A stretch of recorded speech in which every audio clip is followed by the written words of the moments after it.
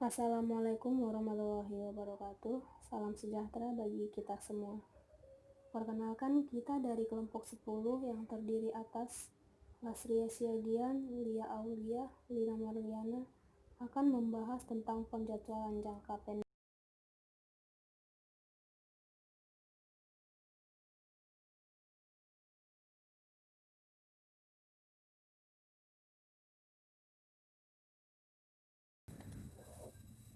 Latar belakang penjadwalan jangka pendek adalah penerjemahan keputusan kapasitas perencanaan agregat serta jadwal induk ke dalam urutan pekerjaan dan pekerjaan tertentu atas karyawan, material, dan permesinan, atau untuk memenuhi permintaan karyawan dan peralatan tertentu dalam basis harian atau jam.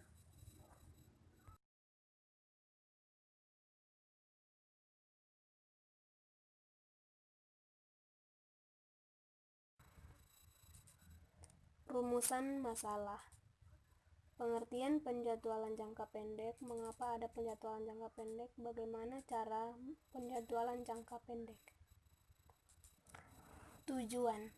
Dengan penjadwalan secara efektif, perusahaan menggunakan asetnya dengan efektif dan menghasilkan kapasitas dolar yang diinvestasikan menjadi lebih besar, yang sebaliknya akan mengurangi biaya. Penjadwalan menambah kapasitas dan fleksibilitas yang terkait memberikan waktu pengiriman yang lebih cepat dan pelayanan kepada pelanggan menjadi lebih baik. Keuntungan penjadwalan adalah keunggulan kompetitif dengan pengiriman yang bisa diandalkan.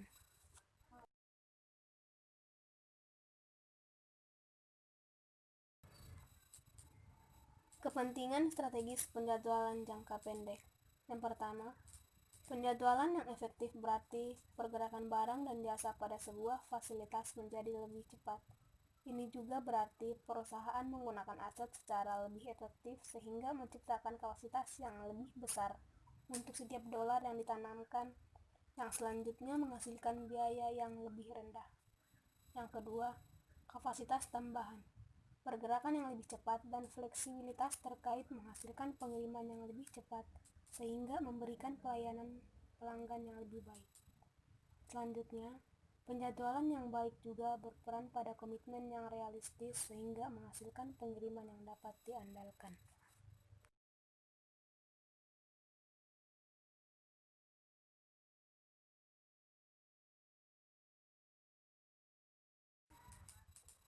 Penjadwalan maju dan mundur. Penjadwalan maju. Penjadwalan maju atau forward scheduling memulai jadwal persyaratan setelah suatu pekerjaan diketahui. Penjadwalan maju digunakan dalam berbagai organisasi seperti rumah sakit, klinik, rumah makan mewah, dan produsen peralatan mesin. Dalam fasilitas ini, pekerjaan dilakukan sesuai dengan pesanan pelanggan dan biasanya minta dikirim sesegera mungkin.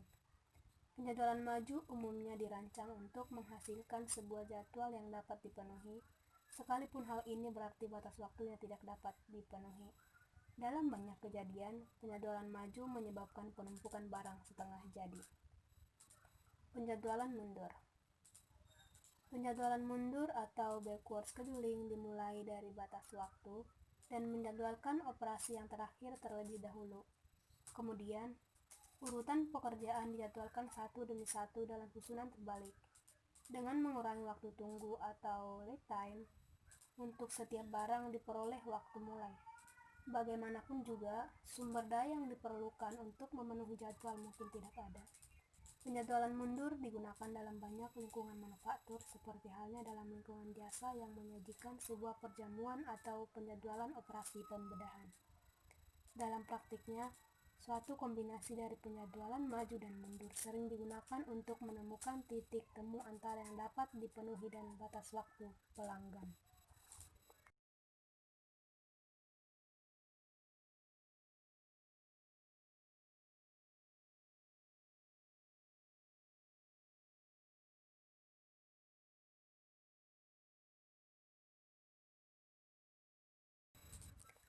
Kriteria penjadwalan.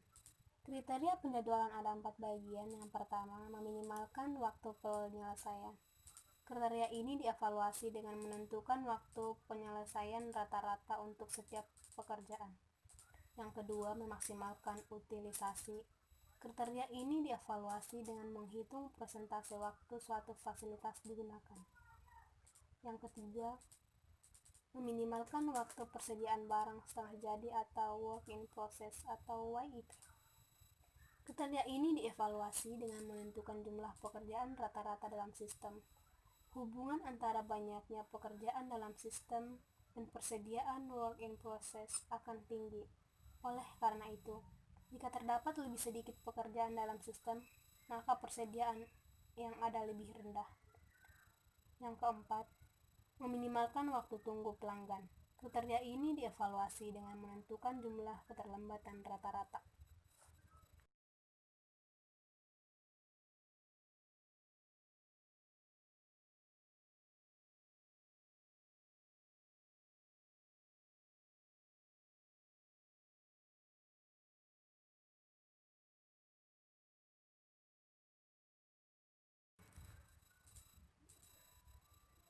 Untuk menjalankan fasilitas ini secara efisien dan seimbang, manajer memerlukan sebuah sistem perencanaan dan pengendalian produksi. Sistem tersebut adalah sebagai berikut. Yang pertama, menjadwalkan pesanan yang datang tanpa melampaui keterbatasan kapasitas pusat kerja masing-masing. Yang kedua, memeriksa ketersediaan peralatan dan bahan sebelum mengeluarkan pesanan ke suatu departemen. Yang ketiga, menentukan batas waktu untuk setiap pekerjaan dan memeriksa kemajuan pekerjaan terhadap batas waktu dan waktu tunggu dari pemesanan. Yang keempat, memeriksa bahan setengah jadi selagi pekerjaan dilakukan. Selanjutnya, memberikan umpan balik pada aktivitas pabrik dan produksi, dan memberikan statistik efisien pekerjaan dan mengawasi operator untuk kepentingan analisis pengupahan dan distribusi tenaga kerja. Penjadwalan pusat kerja yang terfokus pada proses. Fasilitas yang terfokus pada proses yang juga dikenal sebagai fasilitas job shop atau intermittent merupakan sistem dengan variasi tinggi atau volume rendah yang biasanya dijumpai pada organisasi manufaktur dan jasa. Untuk menjalankan sebuah fasilitas secara seimbang dan efisien, manajer memerlukan sebuah sistem perencanaan dan pengendalian produksi.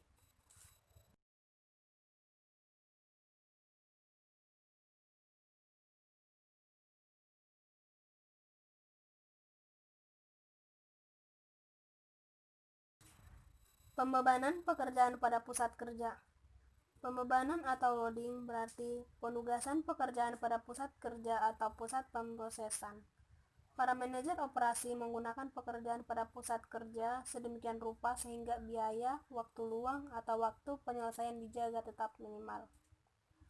Pusat kerja mengambil dua bentuk, yaitu berorientasi pada kapasitas dan berkaitan dengan penugasan pekerjaan tertentu bagi pusat-pusat kerja.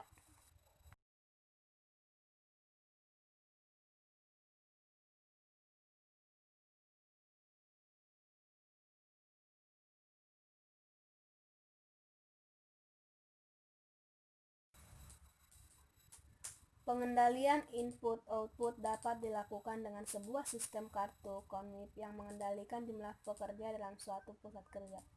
Konwip ini adalah singkatan untuk Constant Work in Process. Kartu konwip berjalan bersama suatu pekerjaan melalui pusat kerja. Ketika pekerjaan selesai, kartu dikeluarkan dan dikembalikan ke stasiun kerja awal. Mengotorisasi maksudnya backup baru ke dalam pusat kerja. Secara efektif, kartu konwip membatasi jumlah kerja dalam pusat kerja, mengendalikan waktu tunggu, dan memantau backlog. Pilihan yang tersedia bagi karyawan bagian operasi untuk mengatur aliran fasilitas kerja mencakup: yang pertama, memperbaiki kinerja, meningkatkan kapasitas, meningkatkan atau mengurangi input pada pusat kerja dengan cara mengalihkan pekerjaan ke atau dari pusat kerja lainnya, meningkatkan atau mengurangi subkontrak, memproduksi lebih sedikit atau lebih banyak.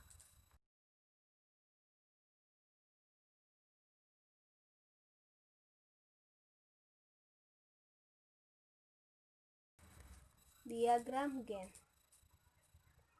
Diagram Gantt atau Gantt chart merupakan alat peraga visual yang bermanfaat dalam pembebanan dan penjadwalan. Nama diagram tersebut berasal dari Harry Gantt yang ditemukan pada akhir tahun 1800-an. Diagram Gantt menunjukkan penggunaan sumber daya seperti pusat kerja dan tenaga kerja. Ketika digunakan dalam pembebanan, diagram Gantt menunjukkan pembebanan dan waktu luang pada beberapa departemen, mesin atau fasilitas. Diagram Gantt menunjukkan beban kerja dan sistem sedemikian rupa sehingga manajer mengetahui penyesuaian yang tepat. Contoh diagram Gantt: ketika sebuah pusat kerja dibebani secara berlebihan, maka karyawan dari pusat kerja yang memiliki beban rendah dapat dipindahkan sementara agar dapat meningkatkan jumlah tenaga kerja.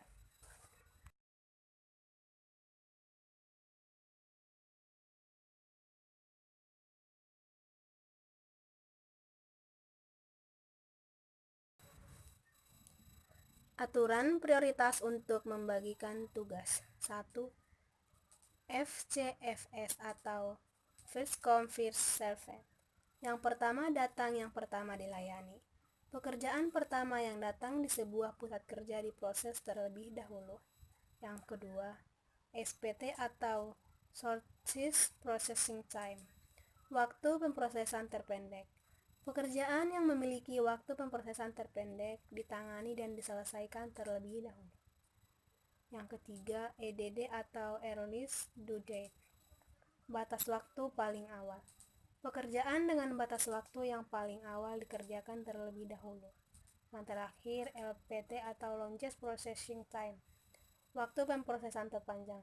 Pekerjaan yang memiliki waktu pemrosesan lebih panjang, lebih besar biasanya sangat penting dan diutamakan terlebih dahulu.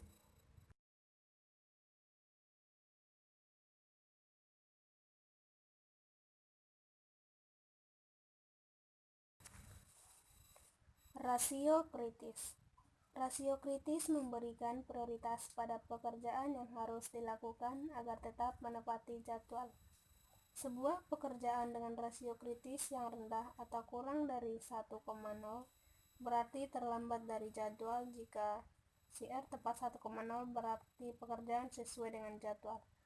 CR yang lebih besar dari 1,0 berarti pekerjaannya mendahului jadwal dan punya waktu luang. Pada kebanyakan sistem penjadwalan produksi, aturan CR membantu pelaksanaan hal tersebut.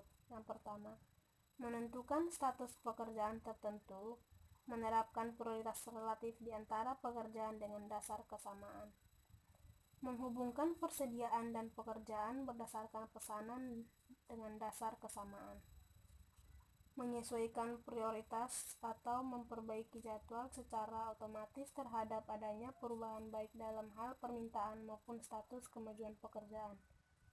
Dan yang terakhir, menelusuri kemajuan pekerjaan secara dinamis.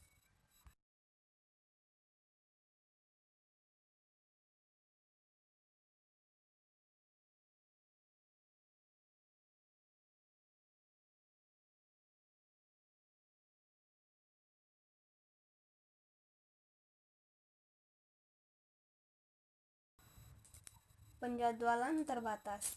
Penjadwalan kapasitas terbatas atau finite capacity scheduling adalah penjadwalan jangka pendek yang terkomputerisasi untuk mengatasi kelemahan sistem yang berdasarkan aturan tertentu dengan menyajikan perhitungan interaktif secara grafis kepada pengguna data atau users. Selain pilihan atau aturan prioritas saat ini, sejumlah sistem VCS juga mengkombinasikan sistem pakar atau teknik simulasi dan memungkinkan penjadwal untuk membebankan biaya pada berbagai pilihan yang berbeda. Penjadwal memiliki fleksibilitas untuk menangani situasi apapun termasuk perubahan pesanan pekerja ataupun mesin. Data awal untuk sistem penjadwalan terbatas biasanya merupakan output dari sistem RMP. Sistem ini seketika memberikan informasi kepada perencana ketika material dibutuhkan, mengabaikan masalah dalam hal kapasitas, dan output dari MRP dikombinasikan dengan perputaran arsip, batas waktu, kapasitas pusat kerja, peralatan, dan ketersediaan sumber daya lainnya untuk akhirnya menghasilkan data yang dibutuhkan oleh fisik secara efektif. Teori batasan. Teori batasan adalah suatu ilmu yang berkaitan dengan segala sesuatu yang membatasi kemampuan organisasi untuk mencapai tujuannya. Batasannya dapat berupa fisik atau ketersediaan proses produksi atau karyawan dan bahan baku atau persediaan. Throughput atau volume adalah suatu konsep yang penting dalam sistem operasi yang dimana jumlah unit diproses melalui fasilitas dan terjual. Mengelola batasan-batasan yaitu mengidentifikasi batasan, membuat rencana mengatasi batasan, memusatkan tujuan pada sumber daya setelah membuat rencana batasan, dan mengurangi dampak selanjutnya dari batasan yang telah dituju.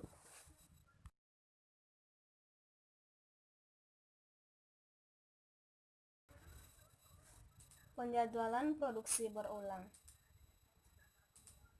Produsen berulang ingin memenuhi permintaan pelanggan, mengurangi investasi persediaan, mengurangi ukuran lot dengan peralatan dan proses yang ada. Sebuah teknik untuk mencapai tujuan ini adalah menggunakan sebuah jadwal penggunaan material bertingkat.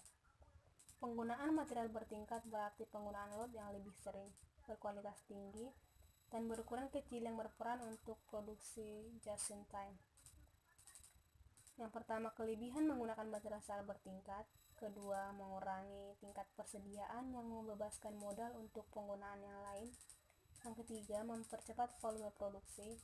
Yang keempat, memperbaiki kualitas komponen sehingga meningkat kualitas produk. Selanjutnya, mengurangi kebutuhan luas lantai, memperbaiki komunikasi pekerja sebab mereka menjadi semakin berdekatan, dan melancarkan produksi karena lot yang besar tidak menyembunyikan permasalahan.